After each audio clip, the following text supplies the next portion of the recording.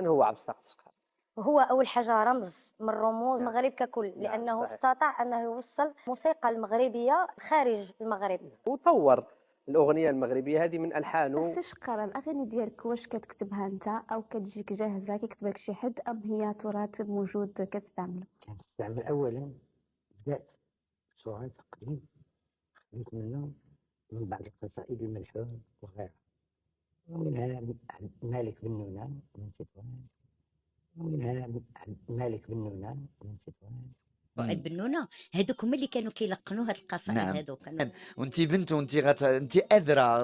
تنظن بانه اللي ميز سي عبد الصادق شقاره هو تطوير الاغاني اللي استمدها من القصايد الجزائريه. الجزائريه، نعم، ياك. من الاسر الجزائريه اللي كانت هاجرت مم. جابوا قصائد كلاسيكيه نعم. في هذا الدور نعم. ديال الفن اللي قلت لك انا الصفار وعيب بنونه هذوك هما اللي كانوا كيلقنوا هاد القصائد. نعم. هذوك كانوا يعني وما هي المدارس تظني اللي تاثر بها بزاف؟ الجزائر الجاره ديالنا مثلا كان نعم. مولود عبد الرحمن الحراش الحراشي. والعلقه نعم. بالقصائد ديالهم. نعم. كان كيمشي بزاف في الجزائر تعرف عبد الصادق شقارة بعشقه للقصائد الجزائرية.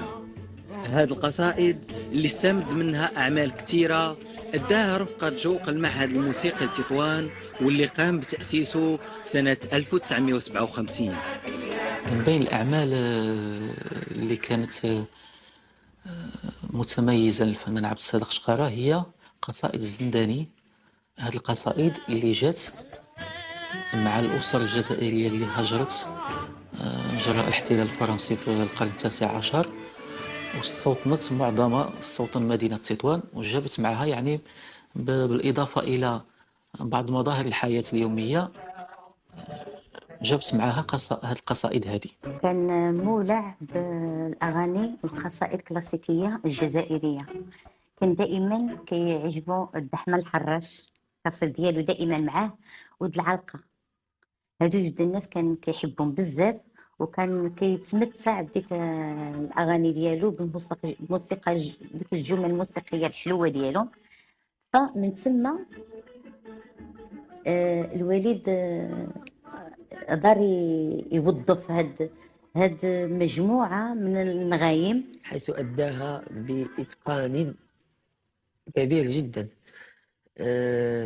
وتأثر بها سواء بالأداء